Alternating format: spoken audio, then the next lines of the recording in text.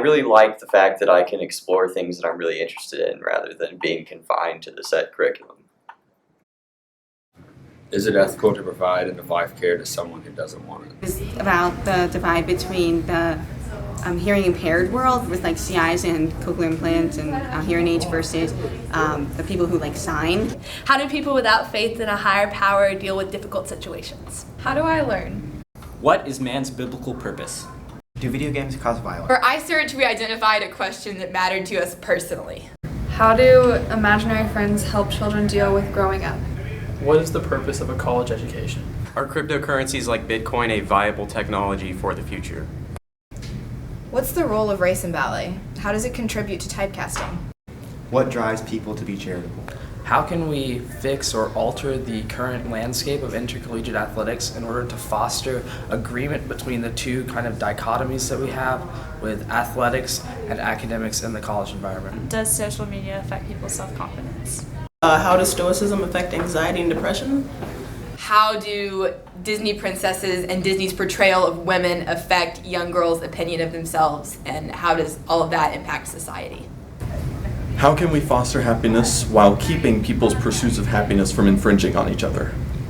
Is procrastination as bad as everyone says it is? Then we figured out how to answer it using site visits, experiences, and generating original data through an experiential component. I actually collected my data for my project during community time in school. I did a survey where we had the whole student body vote on their phones.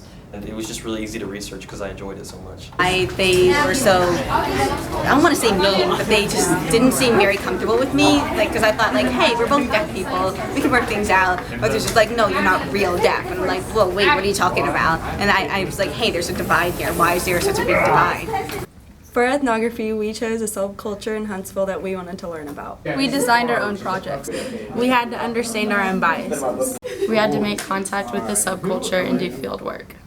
Okay, my subculture is on video games and World of Warcraft.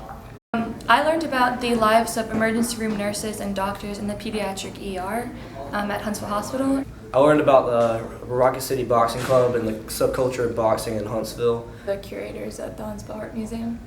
Guys at the gym, aka meatheads. Competitive dancers. Nursing home. I spent 12 hours at Waffle House. It was a kindergarten classroom. So I took my personal experiences from going through the process of hearing about Ebola, and then I visited Dr. Hassoun, who's an infectious disease specialist. The hardest part about it was making contact with the coaches and emails and setting up appointments.